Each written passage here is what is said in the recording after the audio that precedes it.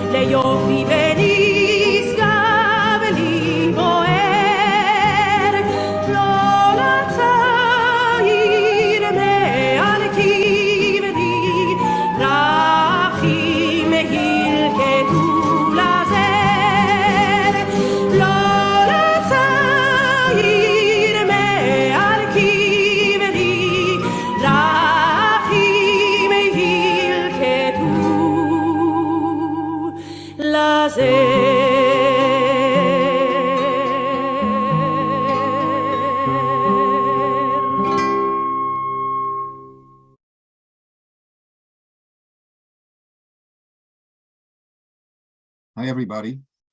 What time? I'll wait another minute. Hi, Chaim. Hi there. Hi there, Michael. Hi. Hi, Suzanne. How you doing, Sonia? Irv. Hi, Bob. Hi, Chaim. Hi. Chaim, we signed up with a trip to Poland that you're. Oh, you? Yeah, with the Jewish Heritage Museum. We did along with two of my cousins. Terrific. All right, terrific. All right, so we'll see one another. Yes, well, I've always been afraid to go there because of our terrible history, but I decided maybe with you I could handle it. So I think I'm looking forward to it. Better bring a lot of Kleenex on that. Yeah, thank you, Rabbi. All right, I think we can begin. Let's see. All right, we're okay. All right. First of all, I'd like to thank Matt again for hosting us and for organizing, and remind everybody that we've added a fourth session next Monday. We may add a fifth, I don't know. And so I invite you all to participate. And I do want to remember that the series has been organized in part in memory of Linda Andron Ostrow, who was a faithful participant, a loyal and faithful participant in all of our study groups. Last week when we finished, I received an email from Bill Jacobs, who's an old friend. I actually met Bill when he was a graduate student in philosophy at Ohio State, and he came out here to teach. And he always sends me some follow-up thought pieces. But Bill followed up on what we discussed last week, and he offered a correction, which is a serious one that I accept, and that is I claimed that, when the Satmar was criticizing the Zionists for the violence that was introduced and for the violent methods that were utilized, I used Baghdad as an example where Zionist agents I claimed were responsible for bombs in some prominent places to destabilize the Baghdadian society and convince the Jews that they have to leave and go to Israel. The truth is that claim is disputed, and if you look up information about the Baghdadi Jews and their departure to Israel, it's not at all clear. There's no decisive conclusion that it was really the Zionist executive that was responsible for those bombs, and actually the scholars cannot agree. So there's a dispute. However, there is no dispute about what's called the Lavon affair a number of years later in Egypt. I'm not sure that you remember this, but there were Israeli agents and and Egyptians who were working for Israel, who also were involved in bombing in Cairo, and they were caught. They were tried. Two of them, I think, were hanged, if I'm not mistaken. And it took some time for Ben-Gurion to admit the government, by the way, the government collapsed at that point, and Ben-Gurion left the prime ministership and for a period of time as a result, if I'm not mistaken, as a result of a Lavon affair. So you can look it up and see. In other words, there were, I mean, the Zionists acted, or the Zionist leadership acted like state leaderships all over the world, plotting in order to enlarge the population of Israel, thinking about what means they have to use. There were always the claims that innocent people were warned, that there was I don't know about these efforts in Cairo and Baghdad. I doubt that there was any warning there, but or that it was at a time of night when nobody could be injured. But they engaged in violent activities in order to aggravate the situation of the Jews in Arab countries, which were already pretty aggravated, and to induce this will to leave and come to live in Israel. So that's pretty widely that's known and accepted, and it is the way in which I think states function, and we'll see. We'll hear more about that. I do want to finish reading with you the passage from Steiner. As you know from the email that you received, the entire essay is available online, and I suggest that you read it. It's, I mean, Steiner wrote well and thought brilliantly. So I'm starting from, let me actually share my screen. Hold on, share my screen. And here we have, here it is, okay. Okay, let's get to the right page. Excuse me.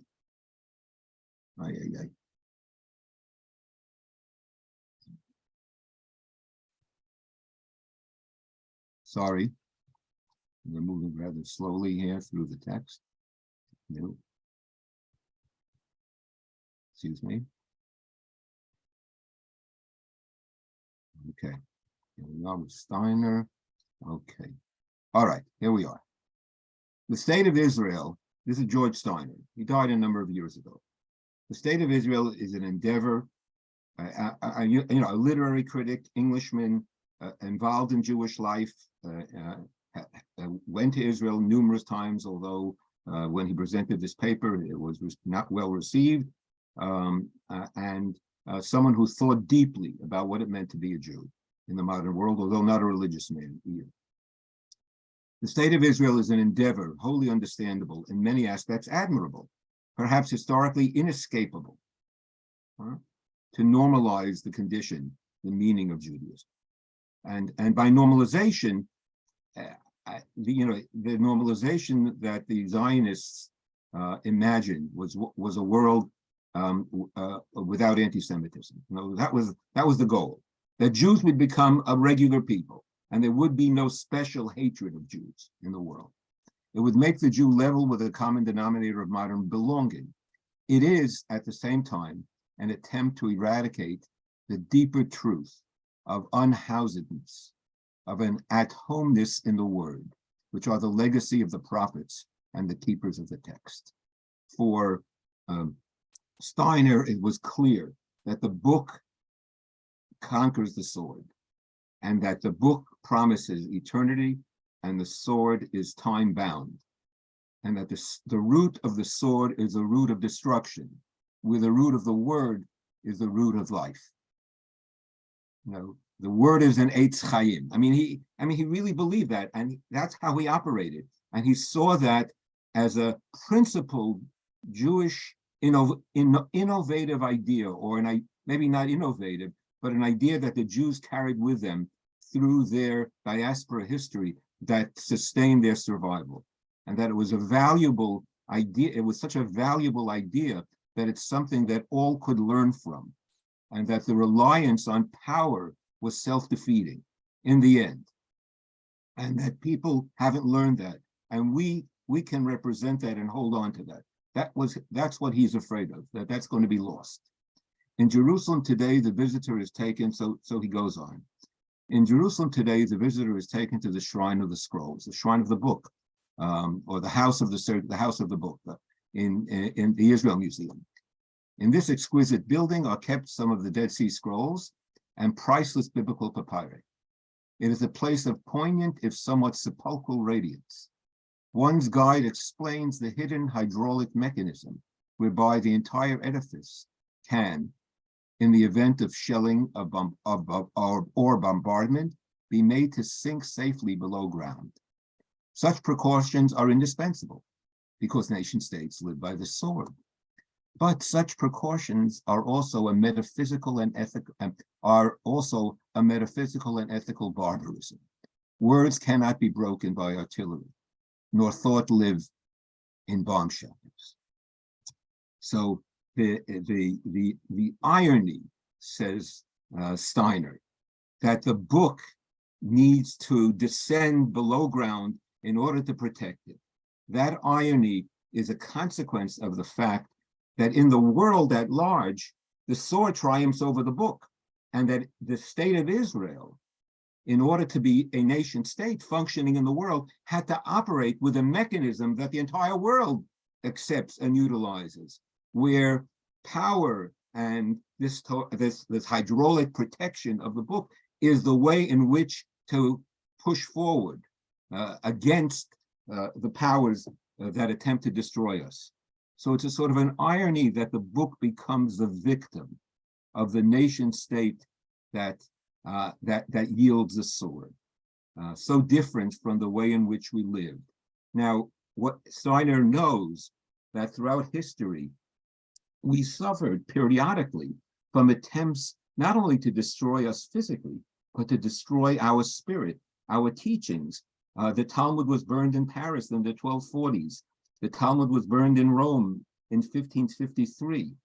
The Talmud, and I mean, by the way, it wasn't just the Talmud. We lost a lot of books during those and manuscripts over that time. And then the Nazis burned our books. So this, but what Steiner would say is all of this is evidence of the fact that the sword fears the book because the words are mighty, and they know that those ideas transcend the power of the sword. And that's something that we need to know. Even in our tradition, we have a notion that the Torah was lost and Ezra recovered the Torah. So in other words, it's possible that they'll destroy it, or they'll try to destroy it, but they'll never really destroy it, because that it will always be recovered. It will always be, it will be memorized. It will be carried through like the oral law, even if the book itself is prohibited. Locked materially in the material homeland, the text may in fact lose its life force, and its truth values may be betrayed. I mean, this is sort of very, very, very harsh, very harsh. In other words, that if we compromise our values and live in a nation state, that's right, then we'll have to live. We will have to actually live by the rules, by the rules of the jungle that operate in the world, and the values, the morality of the teachings will be betrayed. But when the text is the homeland, even when it is rooted only in the exact remembrance and seeking of a handful of wanderers, nomads of the word, it cannot be extinguished. Time is truth's passport and its native ground. What better lodging for the Jew? So the question is our ground the land, or is our ground time? And time we know time actually, time transcends space. I mean, that was Heschel's teaching. That was the piece, the Hasidic piece that we didn't study. What Steiner is worried about is that the text might become or will become a prisoner of the land. That is, the text will be utilized to justify all of our actions that possessing the land requires. The text itself is a product, think about this.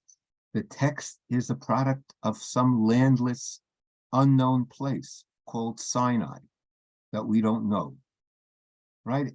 Or at least we can say it's desert. So the text comes from a no place. So no place can live on. Place, however, is bound and limited. So what would you rather have? And so for Steiner, the choice is very simple. So for us, we're attempting to have both. But to continue along this way, I wanted to actually expose you to some of the thinking of revisionist Zionism, although it's not a religious form of Zionism. It plays on traditional themes, and I come to revisionism honestly. My father was a lifelong revisionist. My father, Allah Shalom. I mean, he was a follower of Jabotinsky. We'll see in a moment what Jabotinsky thought. My father was not a violent man, actually. He was very meek in character and didn't espouse violence. But he was taken by Jabotinsky's vision already in Europe when he was a young boy. He heard Jabotinsky actually harangue the people that they must leave. He was a prophet in that regard. He saw the end in Europe, and in the 20s, he started urging people to leave. Maybe earlier, I mean, after the Kishinev pogroms, but till he became involved. I mean, he has an interesting history, Jabotinsky, because he didn't come from a very traditionally Jewish background. He was born in Odessa in 1880. He was an activist, and he was studied languages. He mastered Latin and Italian and certainly English, and he became a translator actually from the Greek, and he was a literary figure, Jabotinsky. And he also was the founder of the Jewish Legion, meaning in the First World War, he proposed to the British that the Jews would form a legion to join with the British in the fight against the Ottomans. And his goal was to fight with the Jewish Legion and reach Palestine and get to Jerusalem. As you know, the British entered Jerusalem in 1917. Allenby entered Jerusalem. So he believed that the fallacy of Jewish existence was our abstaining from developing any commitment to force, to an army, to some self-defense, and that was the root of our suffering, and that Zionism would liberate us from the sort of this enslavement to these ideals that prevent us from realizing our true destiny as a people. We can't survive as a people if we're going to hide and bend our necks. Right. So let's read a little bit about Jabotinsky and his ideology. First of all, any questions on the prior reading on Steiner? Because we read it at the end of the last shiur, and I just started with it without asking if anybody has a question, please, because Steiner is rather sharp, very sharp.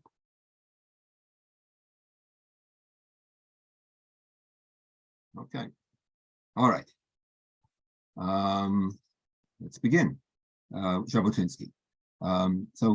These quotes come from an essay about Jabotinsky that you can all read in a book by Shlomo Avineri called The Making of Modern Zionism. And Jabotinsky writes the following: sometimes we base too many rosy hopes on the fallacy that a certain people has itself suffered much and will therefore feel the agony of another people and understand it, and its conscience will not allow it to inflict on the weaker people what had been earlier inflicted on it. Let me read that again because it's complicated. Sometimes we base too many rosy hopes on the fallacy that a certain people has itself suffered much, that's us, the Jews, and will therefore feel the agony of another people and understand it. And its conscience, that is our conscience of the Jews, will not allow it, the Jews, to inflict on the weaker people what had been earlier inflicted on it.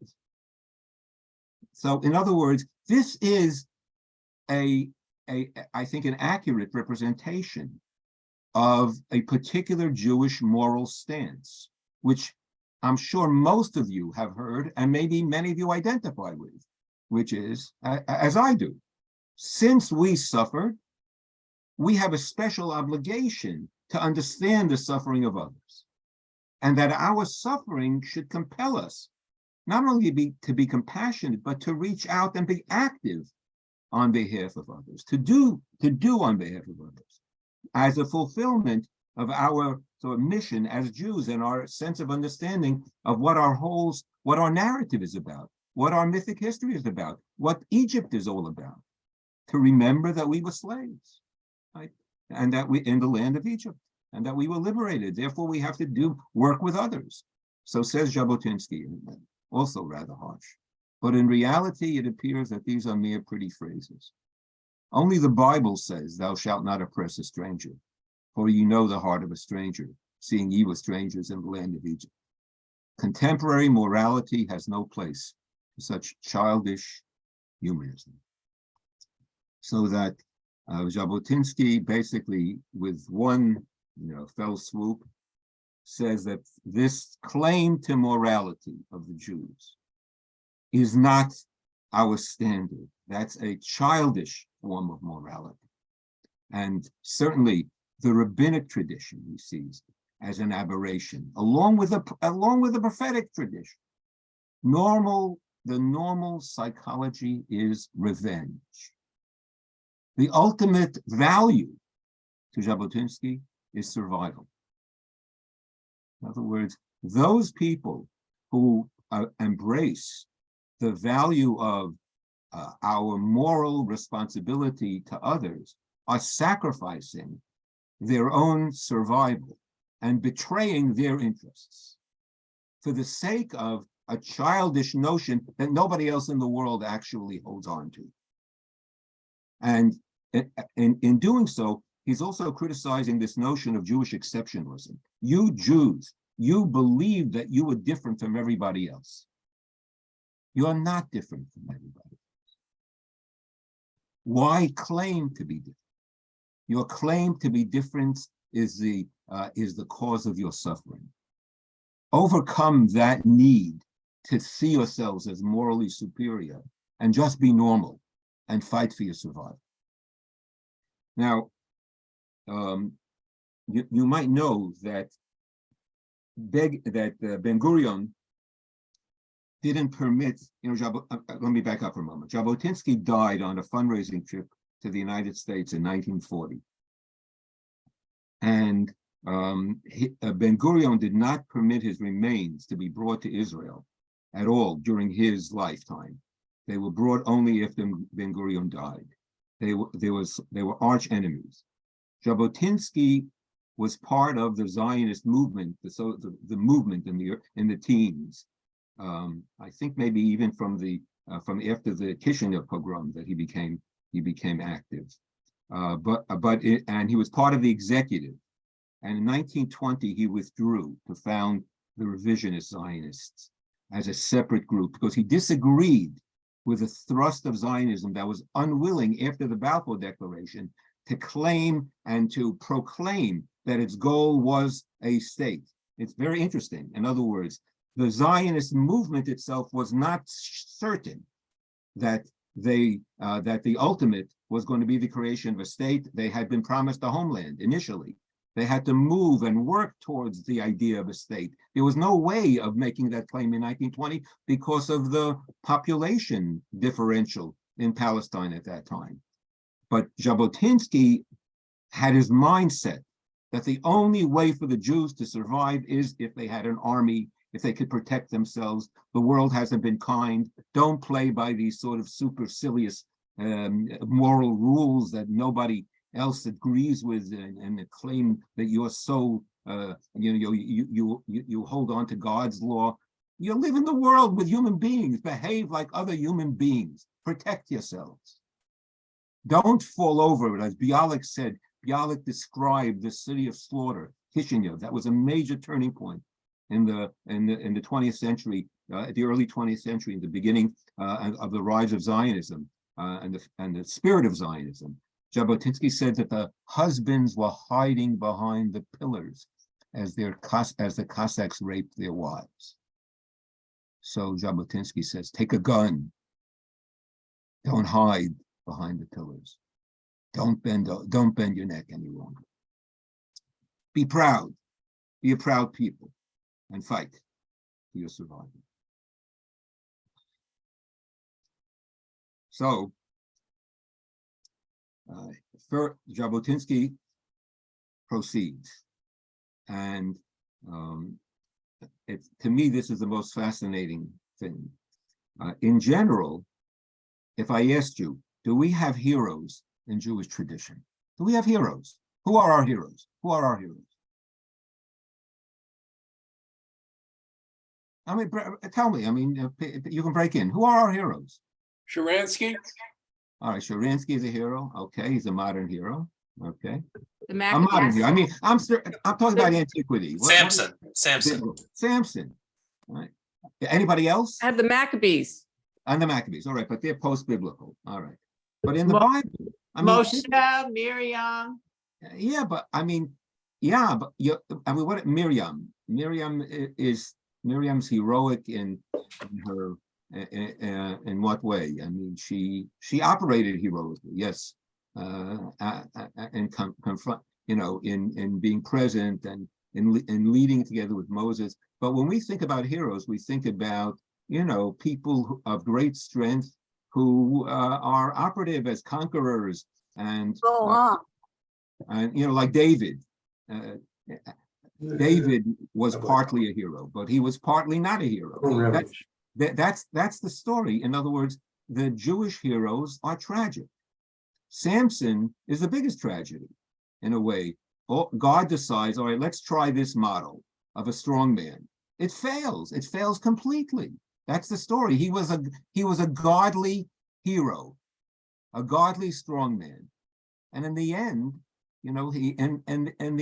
it was the experiment of Samson was a failure. So what's interesting to me is Jabotinsky writes a play about Samson. It tells you something about what the direction he was going to, the direction of asserting power. Look at the description that he has here. We're not going to read the whole thing, but he writes as follows. One day he was present, Samson, at a temple in Gaza. Outside in the square, a multitude of young men and girls were gathered for the festive dances. There were several thousand of them, one to each of the flagstones in the square. All were dressed alike in white garments, the young men in short belted tunics. I mean, the image that he has, sort of like a Roman gathering lahavdil, maybe not a Nazi gathering of masses in the square. The girls in dresses with tucked hems that reached the ground. The girls' dresses lifted close over the hips and had the usual long sleeves, but in front they were cut away, leaving the breasts exposed. The dancers had been arranged in two groups according to height, the young men on the right and the girls on the left. And then what he describes is basically a pagan festival. He concludes, with people responding and the priests leading the people.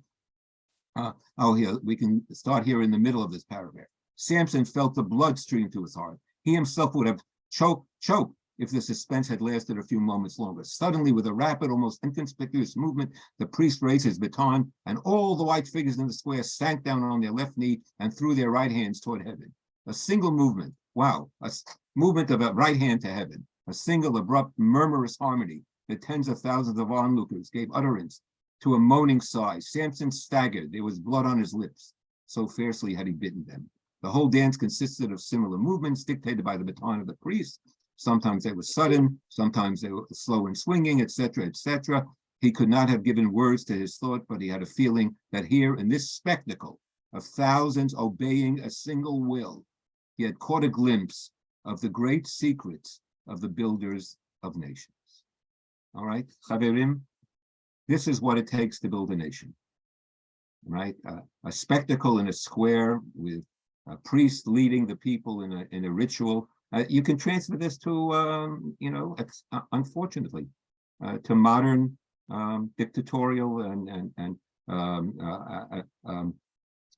murderous rulers who use this public square as a place of gathering and of inspiration and of raising raising people's not their consciousness, their sort of their excitement, their commitment to the cause.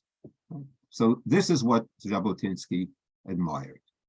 Now, the song that you heard being played as we started today was written by Saul Chernyakhovsky.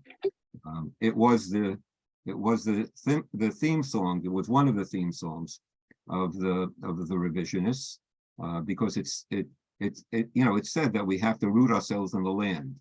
Chernyakhovsky himself was a type of Jewish neo-pagan. I still remember the one poem that I remember from yeshiva that we studied was Mul Pesel Apollo, where Chernyakhovsky talks about how the protagonist threw his tefillin at Apollo, at the statue of Apollo.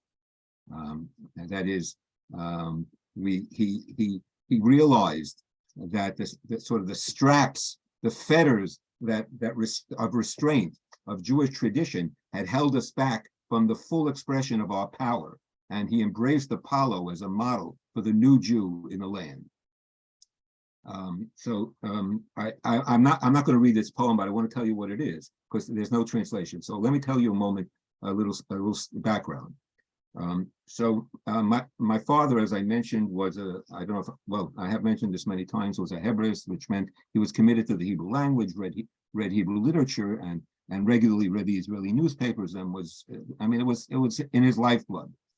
So one of the books that I found that I had of his was Kol Shirei Shel Chernyakhovsky, the collection, all the poetry of Chernyakhovsky. It was published in 1939. So I went looking for this poem, and I couldn't find it. And then I realized why. Because this poem was written just after the book was published, also in 1939.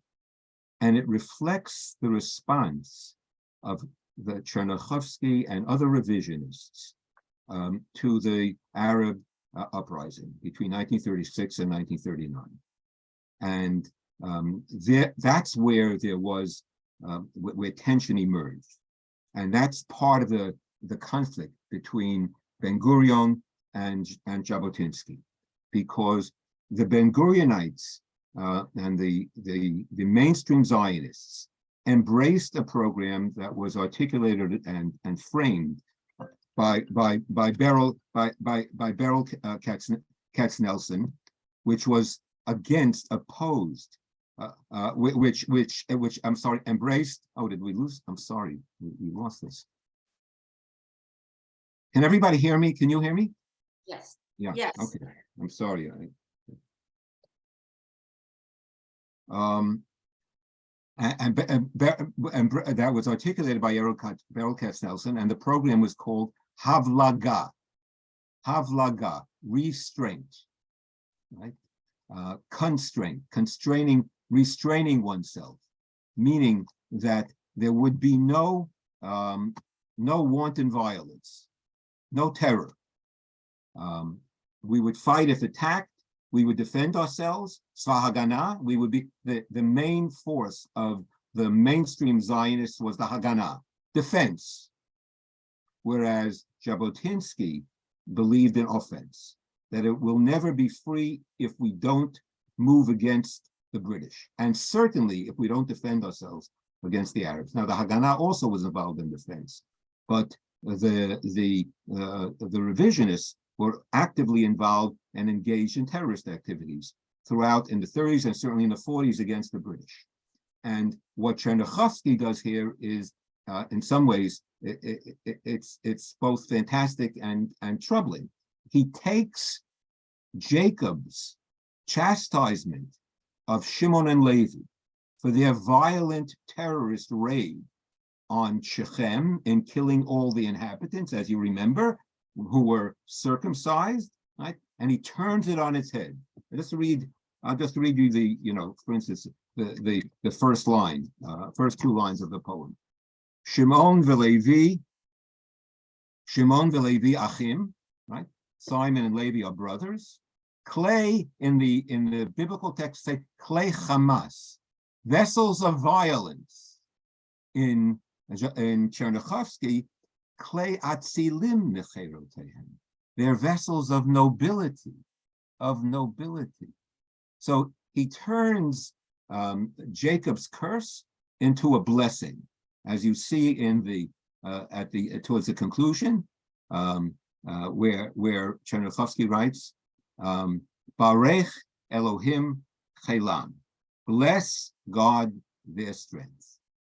Instead of in the Bible, in the biblical text, Jacob says, Arur apam kiaz, cursed be their anger, because it's violent, because it's strong. So Chernichovsky, so you have that here. Baruch, here it is. Baruch apam kiaz, in the Torah it says Arur apam kiaz. So Chernichovsky turns Jacob's rebuke on its head, and what he does, he extols the act of Simon and Levi. Now I want to say something about that. Until I think I mentioned this, until the 90s, I never saw a Jewish commentary that extolled Shimon and Levi. I saw commentaries that apologized, that explained why it was a deterrent, why it was necessary. But for Chernichovsky, the raid was not a necessary raid. The raid was the principled raid. That's the thing. That's how a nation functions. Not simply to deter, to kill the enemy. Because they threaten us. And we need to survive. Now, this type of poet, and you can imagine there were more people writing poetry, and I think that the poetry really says it all. So I need to stop this particular share. Excuse me for a moment, and then I have to share again another text. Let's see if I have it here. Yes, this is it. I think, yeah. No, that's not. This is, yeah. Is this it? No, this is not it. I'm sorry. Excuse me. No.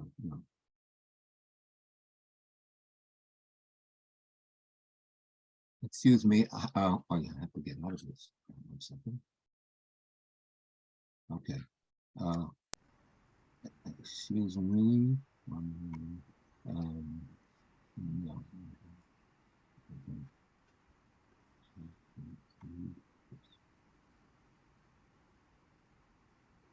Chaim, is it the sovereignty, violence, morality sources? No, it's or not. the other? It's the other source. No, I see where it is. 1 second here. Okay. I think it's here. No, this is not it either.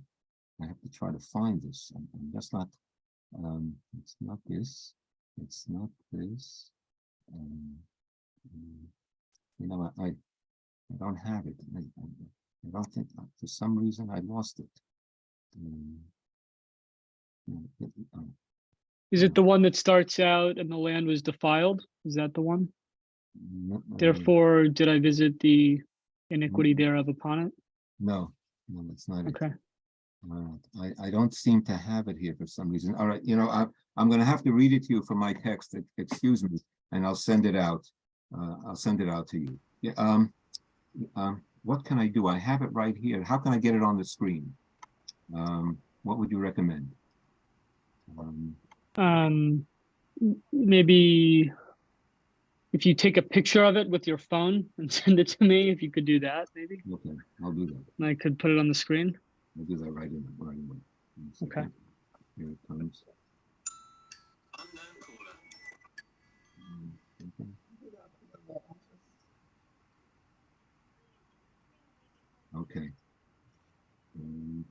And it's on its way now to you, Matt. Okay, 1 second. It's coming by email. Okay, Matt? That's fine. That's fine. Okay, I just. Oh, okay. No, just so sent- no, I just want one. Okay. One. Okay, my friends, excuse me. I'm going to Okay. get out of this. How do I get out of here? Second. Okay. All right. I'm sorry that I don't have that text. I apologize. Sovereignty, violence.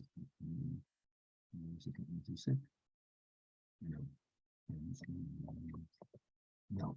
All right. All right. So I'm going to start reading, and hopefully Matt will post the text.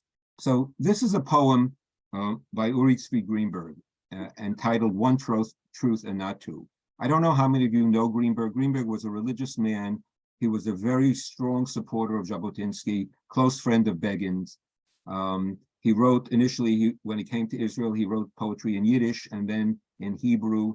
When I looked for this poem, I actually also, again, I went to my father's library, and there I found the volume published in 1937, where this poem was initially published. Again, in response, this is all response to the Arab uprising. You have Chernyakhovsky writing, and now Uri Tzvi Greenberg writing in this way. But just as to add another little anecdote to this, to my finding this poem, when I took the book off the shelf, my father's volume of poetry, and I opened it, then in the binding, he had stored 10 years of clippings of Greenberg's poem from Haaretz from 1937 to 1947, and they sort of all fell out. And at that moment, I thought to myself, my father is talking to me. And I said to myself, I never had a conversation with my father about these issues. I didn't understand all of this. My father sent me to yeshiva to learn, and he didn't indoctrinate me in any way, and he wasn't interested in indoctrinating me. That was his character. But this is what he held on to, and this really motivated him and inspired him. Let me read this to you, because it is a classic, and understand that Greenberg was considered to be a prophet, a prophet of rage. So he writes as follows, and Matt, you'll help me navigate this, right? Your rabbis taught a land is bought with money. You buy the land and work it with a hoe. And I say, okay, you buy the land and work it with a hoe. Now, where do we know about a hoe? Anybody know? Where do we know about a hoe? Anyone have any biblical memory of a hoe?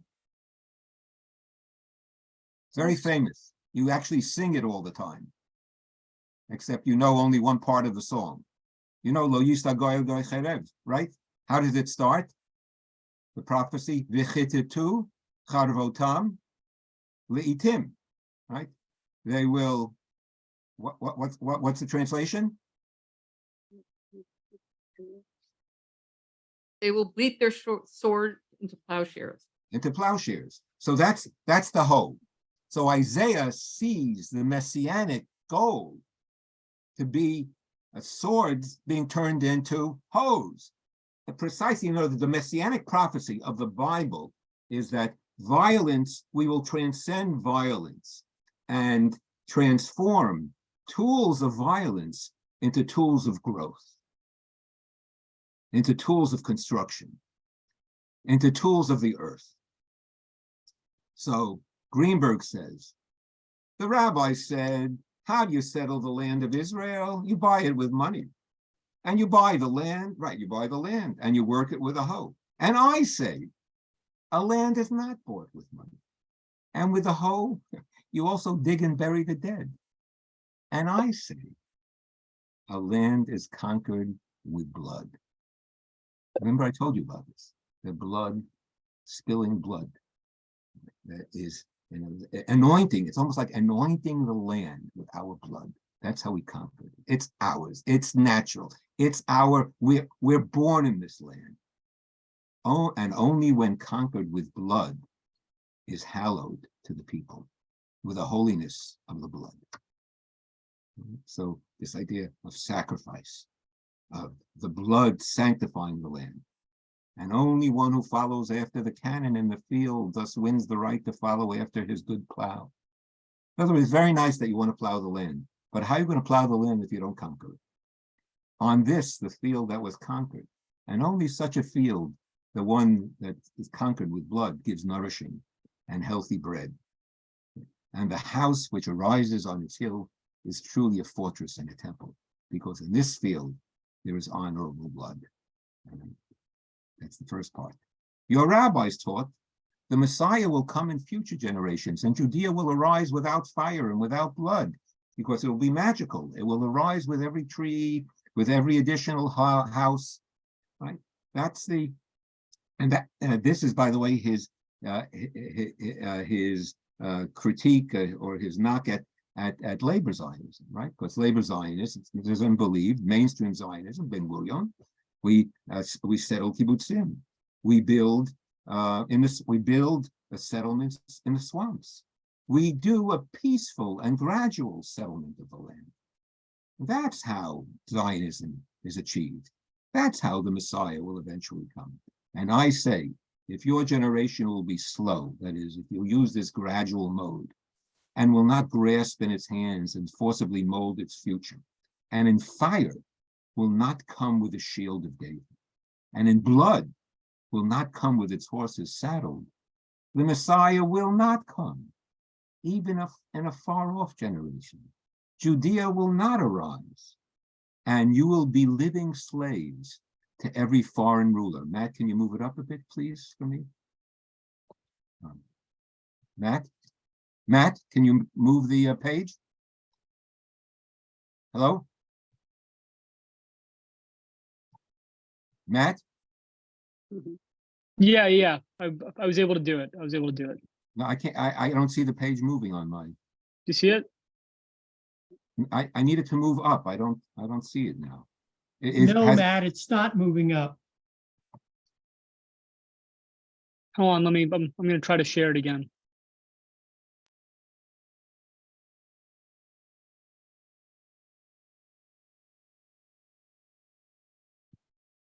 Okay. All right. Good.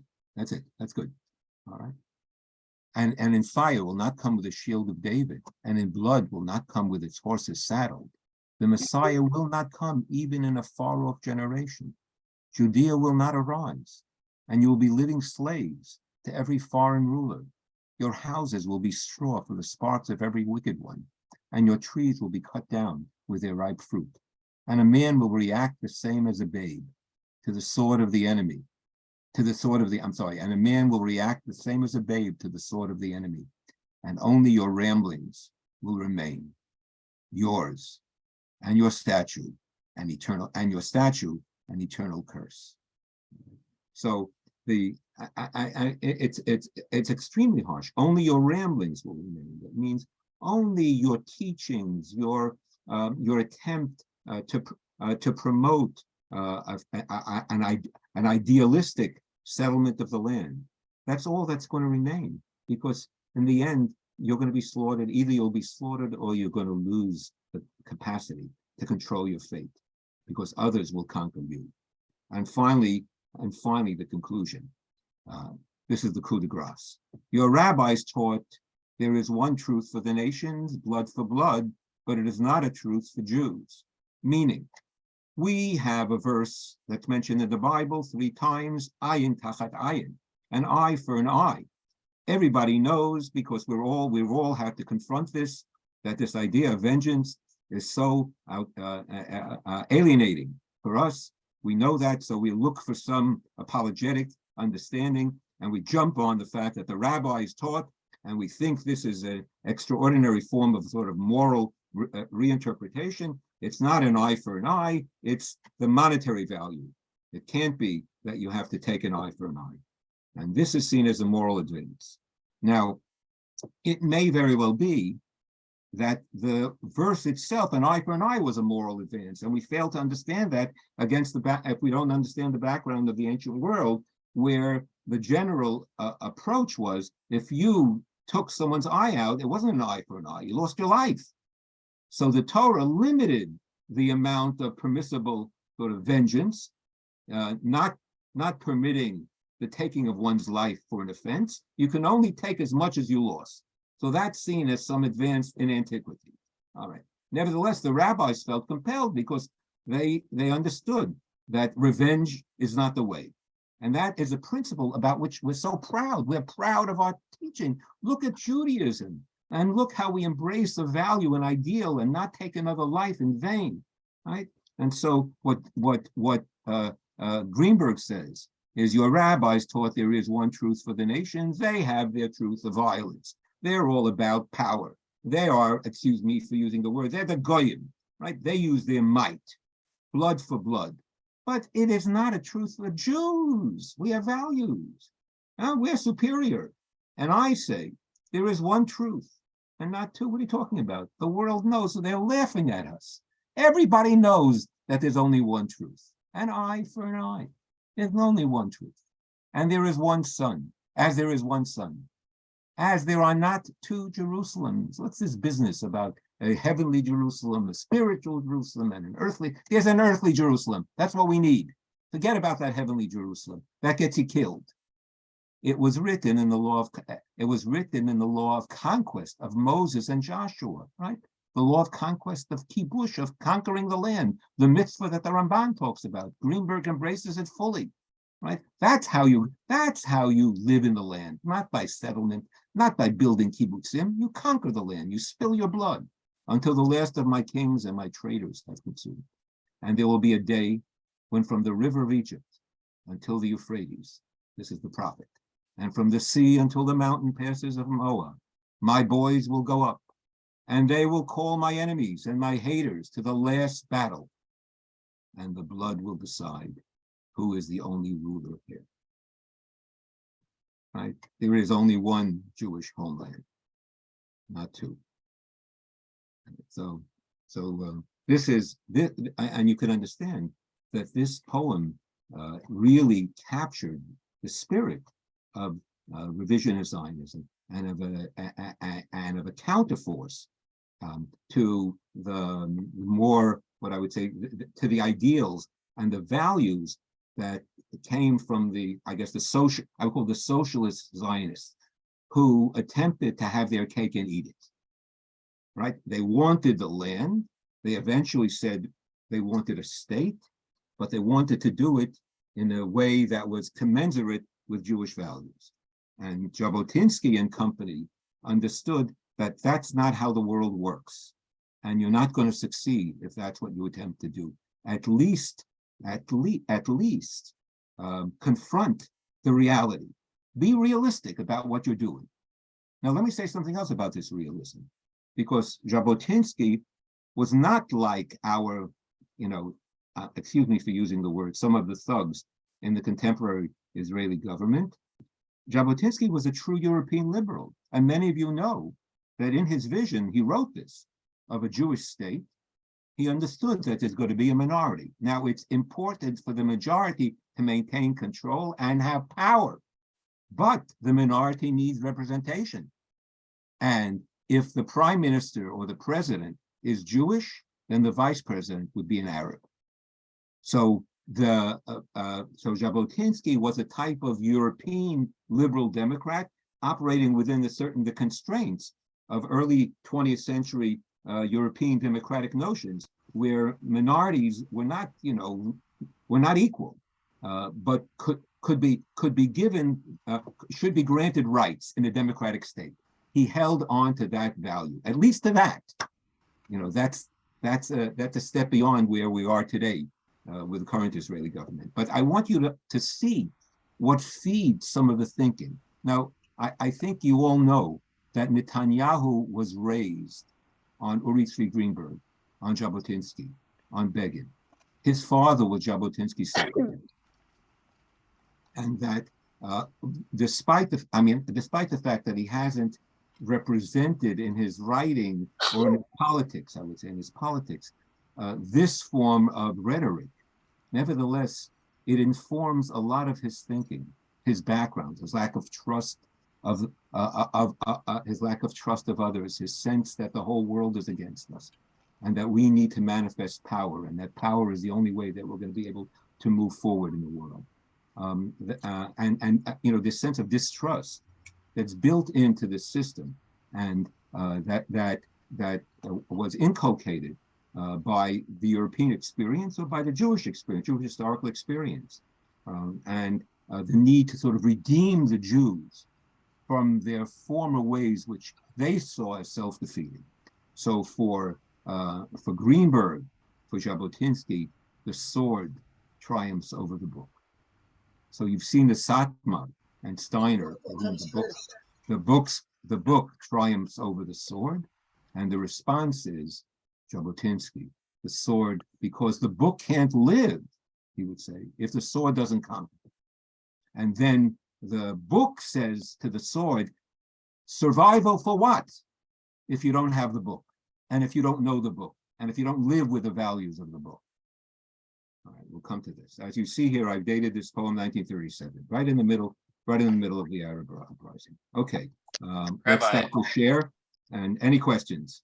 I have to say that what you shared here in the English is a very sanitized version of the Hebrew. That the Hebrew is bloodier and more vicious. Yes, yeah. I mean, I wish we could all read it in Hebrew. But I also want you to see this and understand what we're struggling with here. This is a people that's been persecuted, and there's a chance for liberation, and there's an argument over the means. How will we pursue liberation? How will we achieve liberation? And Jabotinsky looks out in the world and says, we'll only achieve liberation if we operate by the rules of the world, not by trying to be and claiming exception. Right? And if you look at it, to a certain degree, we've paid for claiming to be exceptional, because we're claiming, that we are the most moral and we are the only moral army in whatever we said about ourselves. And Jabotinsky sort of is laughing. You can't make claims to morality when you're involved in battle. The argument, of course, against this by our friend, I'm forgetting his name for a moment. It was a professor at Princeton. You know who I'm talking about, who wrote the Just and Unjust Wars. No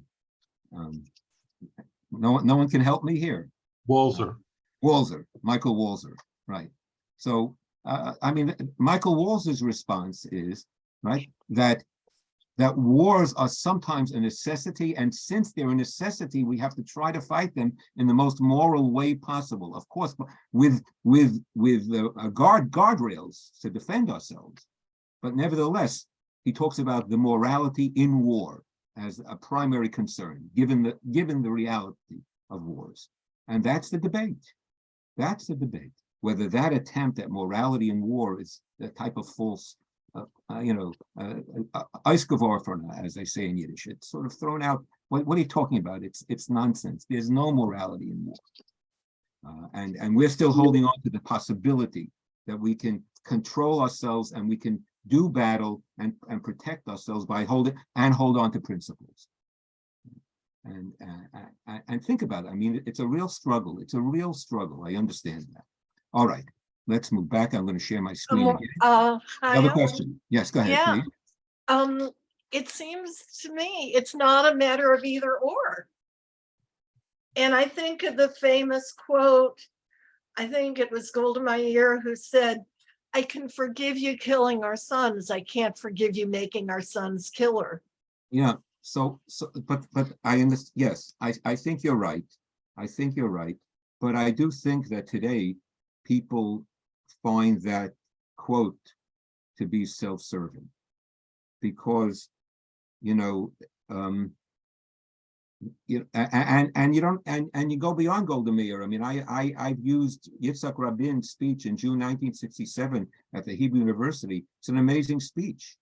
And he talks about the fact that the soldiers, after this 6-day victory, couldn't really get themselves together for a celebration, the mood of celebration, because because they saw their colleagues, some colleagues die, not a lot, but they saw all the others die, and they had fought this war. So he talks about the spirit of the Jew.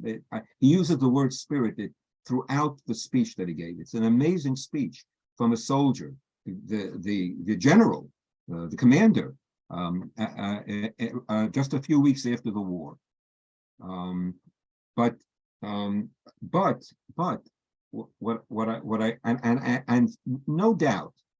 doubt that we embrace those ideals, no doubt, and that Golda Meir, I don't know whether she meant it or whatever, maybe she meant it, but the reality was that we did things like all armies did, maybe less, I don't know. But you know that now there's a controversy in Israel over a dissertation that was written about a massacre that was denied, and the person who wrote the dissertation had interviewed all the soldiers who were in the unit in 1947. All those stories that Jewish soldiers didn't rape, that Jewish soldiers didn't pillage, that we didn't kill innocents.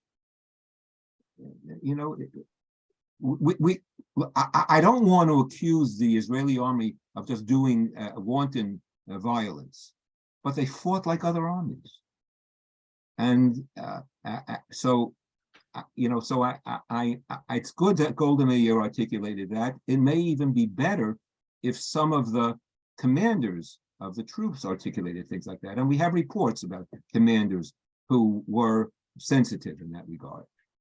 But we also have the opposite, because it's an army, and that's what happens. Well, I want to show you one more text in this vein before we move on.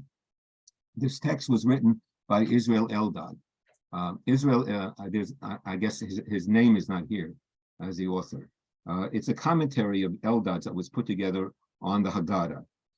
Eldad was the main publicist supporting the revisionists and Cherut, the party of Menachem Begin. And he was a person with a degree in philosophy. He was a brilliant teacher. He taught in Haifa. And he was an ideologue of the right. Very interesting, and he published a journal. He was the editor of a journal that was called Sulam L'Malchut Yisrael, the ladder to the kingship of Israel, Sulam L'Malchut Yisrael. And he embraced certain messianic ideas, but certainly the notions of power and revisionism. He fought not with the Irgun during the under the British. I think Eldad fought with the Lehi, with the Stern Gang, with a more extreme underground group. And he writes as follows: based on the midrash that we all know, if I asked you all, why do we spill wine at the Seder table? Pesach is coming up. When we recite the plagues, what would you all say? Everyone, what would you all say? I think all at once. Because we're spilling some tears for the sufferings of the Egyptians, right? Every one of us knows that. We were taught that in Hebrew school or wherever. Our rabbi taught that to us. So, the revisionists are sort of like Uri Tzvi Greenberg. They're a bit cynical about our pietism. And they say, you're a bunch of pietists. And these words are empty. So says Eldad. You know what it's based on? It's based on a midrash that God rebukes the angels who are singing songs of praise as the Egyptians are drowning. And God says to the angels, Ma'aseh yadai tovim bayam, v'atem omrim shira. My creations are drowning in the sea, and you're singing songs? So writes Eldad. If there are in our midst Jews who have attained the rank of lofty angels, okay, so they won't see themselves as if they left Egypt. So they won't sing with us and with Moshe Rabbeinu, our lawgiver who established our ethics. Let me stop here, I'll come back. In other words, Eldad says, what are you talking about? God rebuked the angels not to sing the song, but Moses and the whole people stood at the sea and sang the song of the sea, praising God and all the power and the drowning of the Egyptians. What's going on here? It's nonsense. The midrash of the rabbis is pure nonsense. And it has no meaning and no significance and no weight because it's baseless. The angels, God rebuked the angels. Okay. But at the sea, we were singing as the Egyptians were drowning. So let me read that again. Eldad, wise guy, says, okay, maybe we have a couple of angels among us, right? They don't want to sing. All right, angels don't sing. If there are in our midst Jews who have attained the rank of lofty angels, okay, so they won't see themselves as if they left Egypt. So they won't sing with us and with Moshe Rabbeinu, our lawgiver, who established our ethics. The Lord, what won't they sing? They won't sing the song of the sea, where we say, the Lord, Adonai Ish Milchama, the Lord, the warrior, the Lord is his name. Adonai Shmo, your right hand, O Lord, indeed right, glorious in power. Iminchan Nadari Bakoach, glorious in power. Agony grips. So interesting. He translates it as the Palestinians. It's in the Song of the Sea. It's Yoshvei Pelashet, the Philistines. The Philistines. So they were filled with dread and fear until your people cross whom you have ransomed, until the sanctuary, O Lord, which your hands established. But so only the angels don't sing that song. But we who are not angels, since we are flesh and blood, the descendants of the flesh and blood, that was oppressed in all the Egyptian exiles, that the Philistines have attacked from east and west, from Egypt and from Lebanon, we rejoiced when our enemy falls. Rejoice not when your enemy falls was said in Proverbs, regarding personal, not national relations. That's an interesting distinction he makes here. This clarification is for the edification of those ignoramuses who distort scripture. Okay, sometimes you read polemical literature and you understand, there are truths in these polemics. He's attacking, the pious ones whom he sees as sort of being scared of their own shadow and not being unable to understand what nationalism is all about. We who are nationalists, says Eldad, we want to see the defeat of our enemies. We're normal, we're natural. And we sang with Moshe, and we'll sing again with a high spiritedness. That was intensely Jewish, and consequently also intensely human, the song of all the seas that will be split before us. We will also sing the song of all the nights from whose darkness we emerged, and we will emerge into a great and full light, as full as the cups of our blood, and as the cups of our blood, until now, as tall as the cup of Elijah the Comforter, who will herald the redemption from this point onward. So he understands something. The cup of wine that we're holding, that's a cup that symbolizes the blood that we've spilled to survive as a people. And that cup is going to be the cup of our redemption, because it symbolizes our willingness to sacrifice ourselves on behalf of creating this state. So to the revisionists, to summarize, power is a lofty goal, not something that should be fled, from which we should flee. Power is to be venerated over morality. Morality gets you killed. Morality is pious. Establish your existence. Then when you're secure, then you can try to be moral. Morality, and the last point that they're arguing is, morality doesn't lead to survival. And our answer is survival for what? If that's the goal, if that's what it's about. But you understand here, by hearing this, you see the emotional and intellectual commitment to a worldview that's very different from what a lot of us have been educated with, and what we embrace. Any questions? Any more questions? I have a question, comment. Okay. Okay. My father actually, when your father was for this side, the Jabotinskis, mine was for both sides.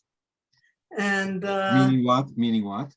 Meaning he loved anybody who wanted the state of Israel, and he thought that the difference is because one wanted war and one wanted peace and one wanted rules and one wanted didn't. He thought they were both right. And then when I moved to Israel and lived in Sfat, the people who lived there for 6 generations joined the Irgun, and they joined the Haganah, and one didn't know he was on both sides until they did a joint effort. And so what I'm saying is that those people who were not in the Ashkenazi sense, who were on both sides, they thought both sides are right. And the question is, there's a time for this.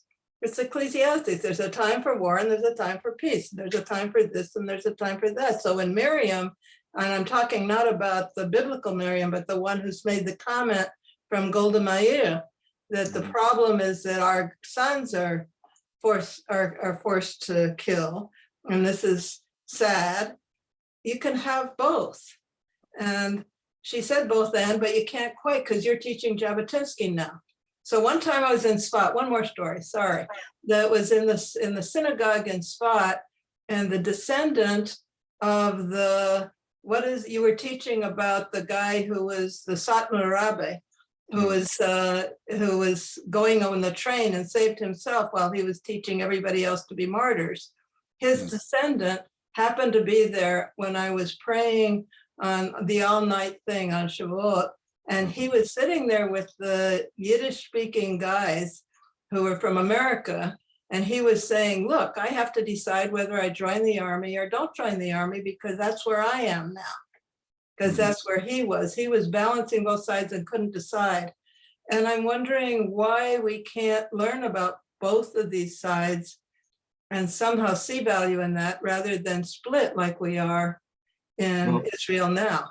All right, so we will. I mean, we have one more lesson left. So that's where I intend to go. But I also want to give you. You see. I think that, at least the conclusion that I came to, if I take this literature seriously, then there's something about Jabotinsky's writing that rings true, meaning he points out to us that our entire effort at maintaining the sense of a value focused nationalism is fraught.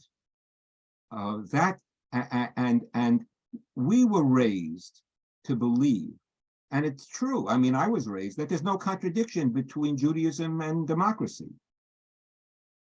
That's how we were raised, and that a Jewish state and a democratic state, then no problem. I think that was an incorrect way of educating us. It's a real problem, and you have to focus and work very hard to be able to embrace both. That's the answer. It's not that I don't think it's possible, but the consciousness that it requires, the education that it requires, is it may be beyond the capacity of a nation to instill in its citizens, right? Because you have to walk a tightrope constantly and have to learn how to balance. How many people do you know in general live with those tensions in their lives? It's a distinct minority of people who try to be modern and orthodox. I mean, who heard of something so absurd? It's absurd. Right? To be a moral nationalist, it's we know of moral philosophers, we know of nationalistic philosophers, and the truth is that we need to see the diametrically opposed positions to understand what undergirds the arguments that are going on today. I saw one person in the chat who said that Ben-Gvir would agree with Jabotinsky. The problem is Jabotinsky would not agree with Ben-Gvir. I mean, you know that Jabotinsky himself tried to maintain some moral commitment.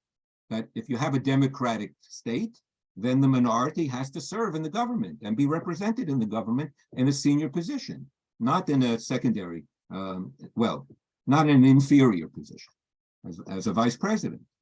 So, I mean, he understood that things would have to be worked out with the minority, but we would have to be superior. I mean, that's the thing, that they didn't see a way to compromise on that issue, and they didn't think about that.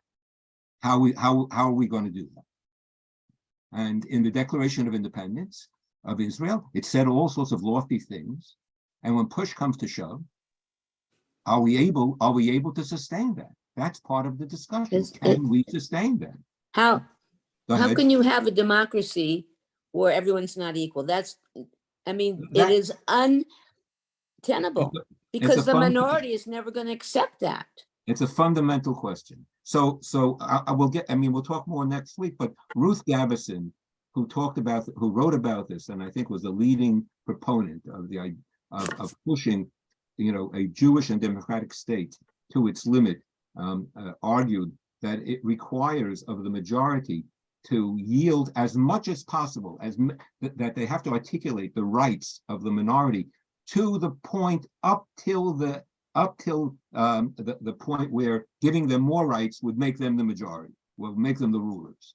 Yeah. So the answer to you is almost equal, but not quite equal. And that was the sort of democratic attempt of the Zionists. That's really the effort, as much as possible to carve out as much room for the minority. We're nowhere near there now. I mean, today. I mean, what are we talking about today? Okay. Another question. Is there another question? Yes. Go ahead. Yes. Who's it from? What's viable is a democracy. Recall that until the Civil War, blacks had not even the prospect of participation in American democracy, and women didn't have the vote until about 1920. Correct. So have something that progressively approaches a more equal democracy, if that is the dynamic of the civilization. I'm not sure Israel is moving in that direction. Indeed, it seems like the opposite. The opposite. Yeah, but that's an excellent point. And I think we have to. I don't know if you agree with this. Is this Alan? Is that you who's speaking? Yes. Yes. Yeah. I don't see you. I only see your hand raised. Oh, there you are. Okay. Okay. All right. You should be well. I'm sorry. Okay. Yeah. So my thinking about this is that both the Constitution and the Israeli Declaration of Independence actually give the means by which we can see that our aim is a lofty aim at achieving that democratic vision, so that it allows us to use our own founding document as a measure of correction on nationalism that goes awry, and that we should, and I think that was the intention, let's say, of the former Chief Justice, to use the principles of the Israeli Declaration of Independence as a way of pushing back on the violations.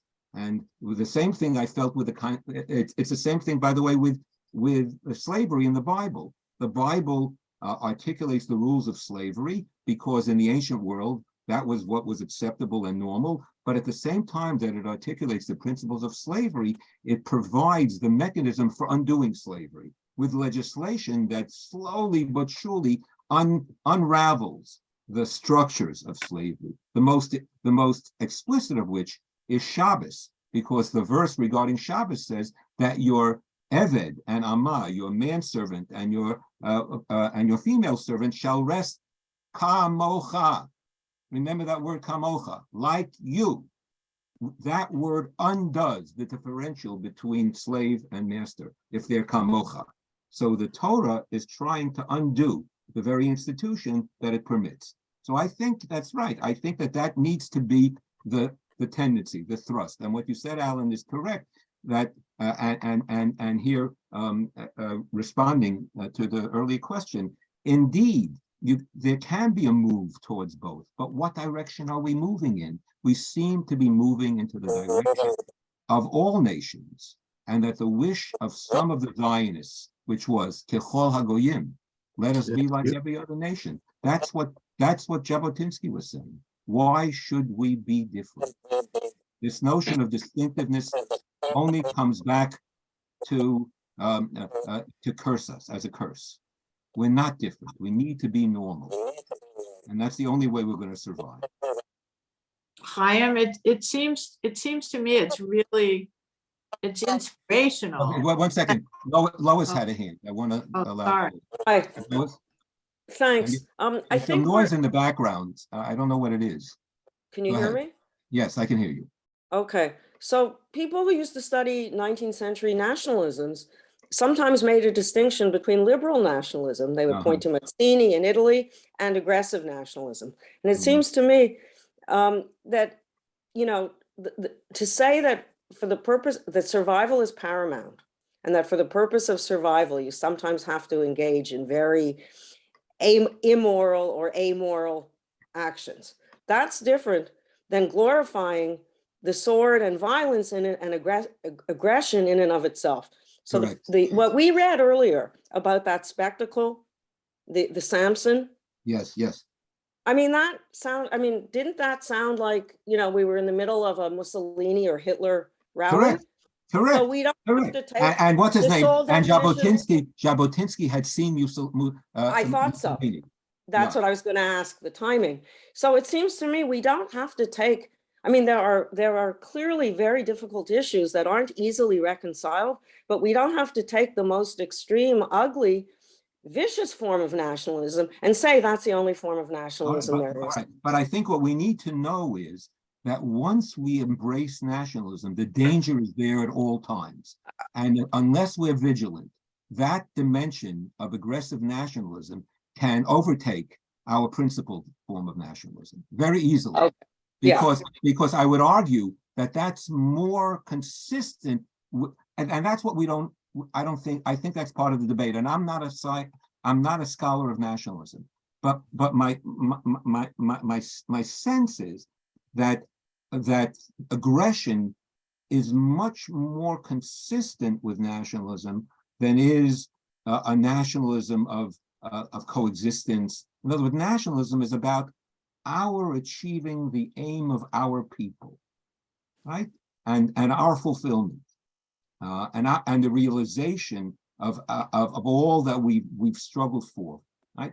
That's what the Hatikva is. It doesn't leave a lot of room for others. That's the problem. Well, that's the question. I mean, some people, it may sound awfully naive, but some people did voice ideals like the springtime of nations. In other words, that more than one nation at a time could be achieving something worthwhile. But look what happened to the League of Nations. I mean, exactly that. I mean, there were people with visions, and the normal ways of the world overtakes. So what I'm saying is that unless there are teachers who are prophets in the other way, who are chastising the people at all times and leading the people in a way that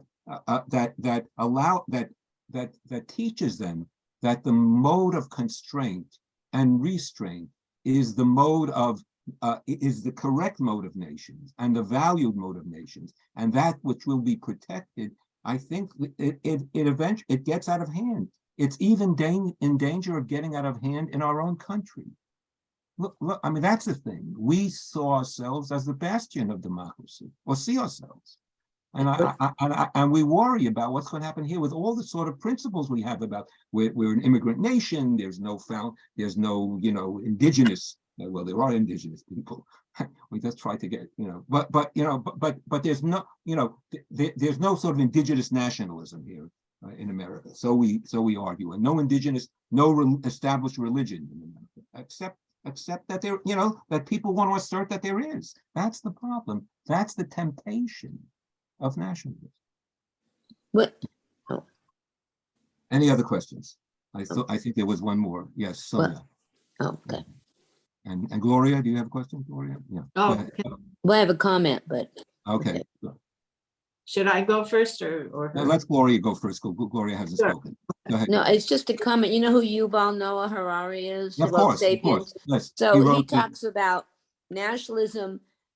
We can be proud, we can feel we have some kind of a unity, but that doesn't mean the kind of nationalism that is the ugly nationalism, like we're the best and everyone else is the worst. And it's a different definition, I think, of nationalism.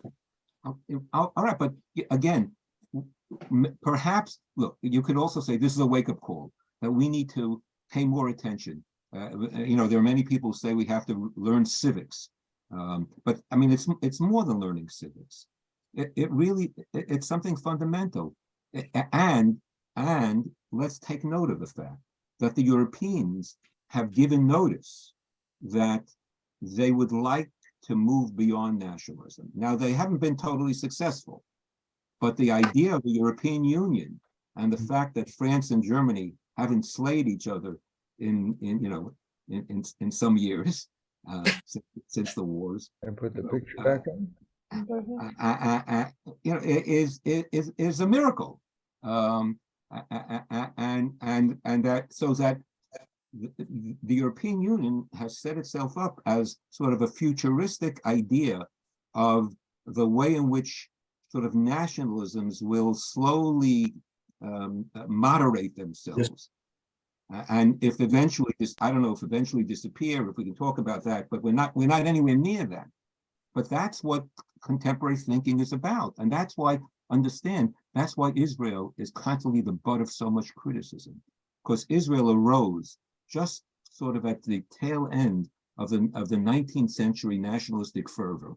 And it was a product of that nationalist ideal, and it entered into the world of nations after the Second World War, when the taste for that form for that old form of nationalism seems to have been rejected, and with the judgment that the outcome was Nazi fascism as a type of chauvinistic expression of extreme nationalism.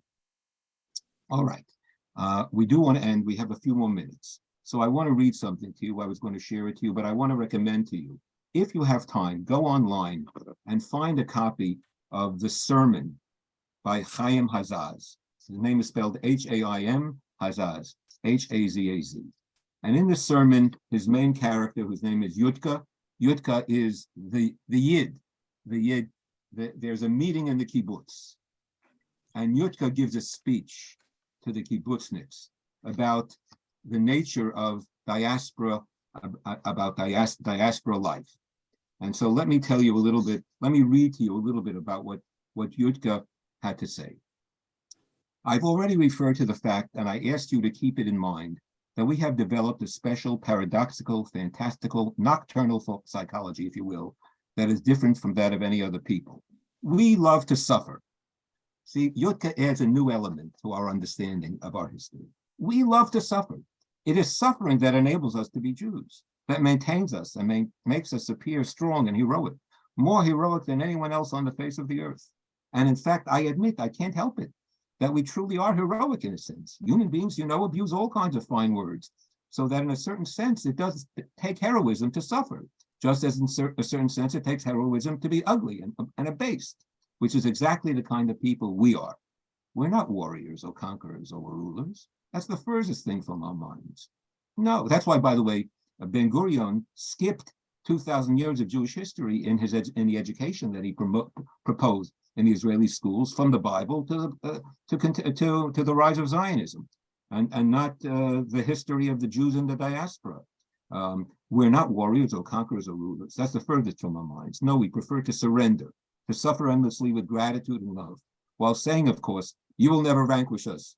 You will never break us. You will never exterminate us. No power on earth can do that, because there is a limit to power, but there is no limit, none at all, to suffering. On the contrary, the more enslaved we are, the more superior we feel. The more we are humiliated, the more highly we think of ourselves. The more we're made to suffer, the stronger we become. It's become our second nature. We need it as the air to breathe. How cleverly we've arranged it. It's become our character, our personality, which, when you think of it, explains everything: exile, martyrdom, the Messiah. That Trinity, that's really one, that serves a single purpose. How does it say it in the Bible? A threefold cord is not easily broken. One of the committee members supplied the missing part of the quote that's part of the gathering Yutka is addressing. That's it, cried Yutka excitedly, seizing upon the verse. Is not easily broken.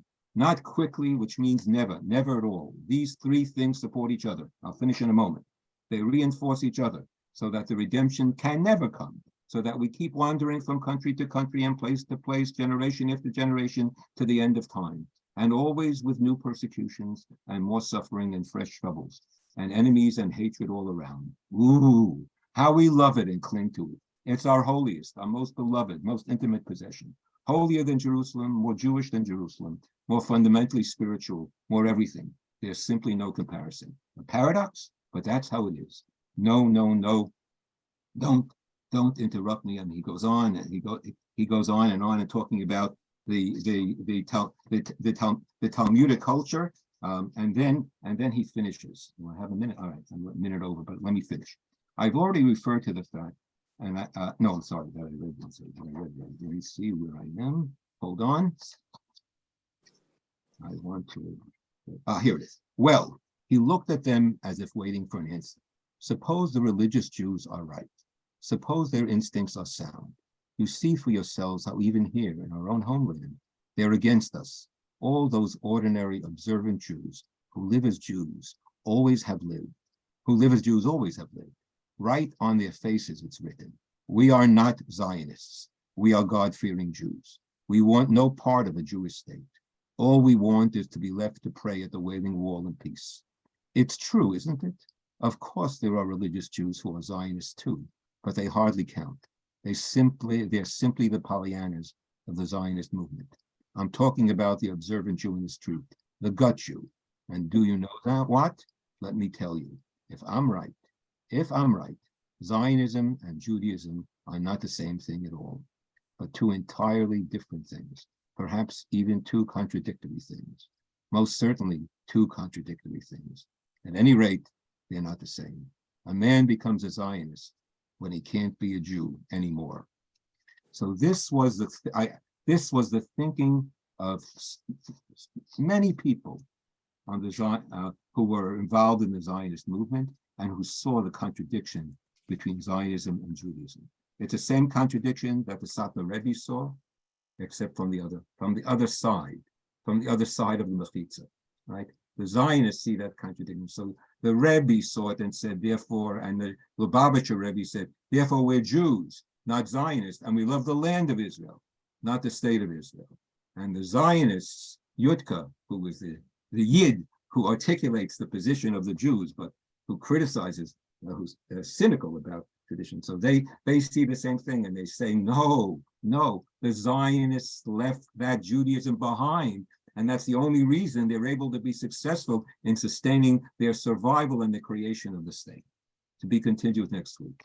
And you see, by the way, that there's a polar tension here and an argument. And we are trying to square the circle. Jews and Zionists and nationalists, the religious Jews who are nationalists, right? Without chauvinism.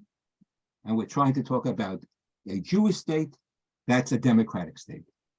I think it's clear to everybody that that's a laudable goal, but as a conscious goal, it has to be pursued with such care and such thoughtfulness.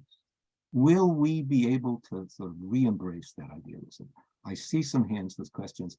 I'm sorry it's late. Please write those questions and I'll start next Monday with the questions. Okay? If you trust me, I'll do that.